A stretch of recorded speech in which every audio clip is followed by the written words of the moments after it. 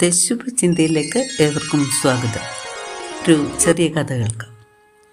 ഒരിക്കൽ ഒരു ആന ഒരു നദിയിലിറങ്ങി കുളിച്ചതിന് ശേഷം നടന്നു വരികയായിരുന്നു. ഒരു പാലത്തിനടിയിലെത്തിയപ്പോൾ ചെളിയിൽ പൊതഞ്ഞ് ഒരു പന്നി എതിരെ വരുന്നു. അത് മുരണ്ടുകൊണ്ട് ആനയെ പ്രകോപിപ്പിക്കാൻ നോക്കി. എങ്കിലും ആന പന്നിയെ ഗവനിക്കാതെ മറുവശത്തേക്ക് മാറി നടന്നുപോയി. ഉടനെ തന്നെ പന്നി അഹങ്കാരത്തോടെ തൻ്റെ കൂട്ടുകാരോടെല്ലാം പറഞ്ഞു നടന്നു, ആനയ്ക്കെന്നെ വലിയ പേടിയാണ്. ഇന്ന് രാവിലെ ഞാൻ അവൻ്റെ നേരെ മുരണ്ടുകൊണ്ട് ചെന്നപ്പോൾ അതെന്നെ പേടിച്ച് സൈഡ് മാറി നടന്നുപോയി എന്ന്.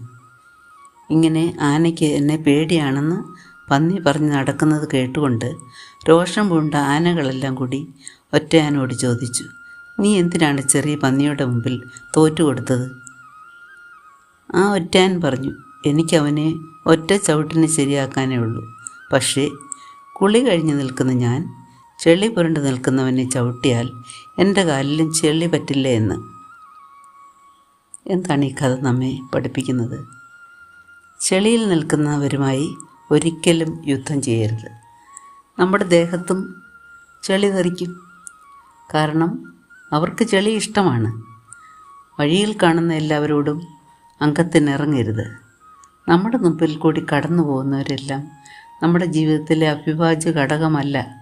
എല്ലാവരുടെയും അഭിപ്രായങ്ങൾക്ക് ചെവി കൊടുക്കേണ്ട കാര്യവുമില്ല. ഒരാളുടെ നിലവാരം തീരുമാനിക്കുന്നത് സുഹൃത്തുക്കൾ മാത്രമല്ല, അയാളുടെ എതിരാളികളും കൂടിയാണ്. മാന്യനായ എതിരാളി മാന്യനായി മത്സരിക്കും. നിലവാരം കുറഞ്ഞ പോരാളി എതിരാളിയുടെ ആത്മവിശ്വാസം പോലും കെടുത്തിക്കളയും. തളർത്താനും തകർക്കാനും ശ്രമിക്കുന്നവരുടെ മുമ്പിൽ നിശബ്ദത മാത്രമാണ് ആയുധം. കാരണം നാം ശബ്ദിച്ചാൽ ഓരോ വാക്കിനും ഒരു പുതിയ അർത്ഥങ്ങൾ മെനഞ്ഞ് പ്രശ്നങ്ങൾ പിന്നീട് ഒരിക്കലും തീരുകയില്ല. സ്വയം നന്നാവാനും മറ്റുള്ളവർക്ക് ചിന്തിക്കുവാനും നിശബ്ദത സഹായിക്കും. ജ്ഞാനി ആപത്ത് കണ്ട് ഒഴിഞ്ഞു മാറുന്നു, അല്പബുദ്ധിയോ നേരെ ചെന്ന് ചേതപ്പെടുന്നുവെന്ന് തിരുവചനം പഠിപ്പിക്കുന്നില്ലേ? സദൃശവാക്യം 14:7 പ്രകാരം പറയുന്നു, മൂഢൻ്റെ മുമ്പിൽ നിന്ന് മാറിപ്പോകുക, പരിജ്ഞാനമുള്ള അധരം നീ അവനിൽ കാണുകയില്ലെന്ന്. ഈ തിരുവചനം നമ്മുടെ ജീവിത വഴിയിൽ നമ്മെ നയിക്കട്ടെ എന്ന് ആശംസിച്ചുകൊണ്ട് ഇന്നത്തെ ശുഭചിന്ത ഇവിടെ അവസാനിപ്പിക്കുന്നു.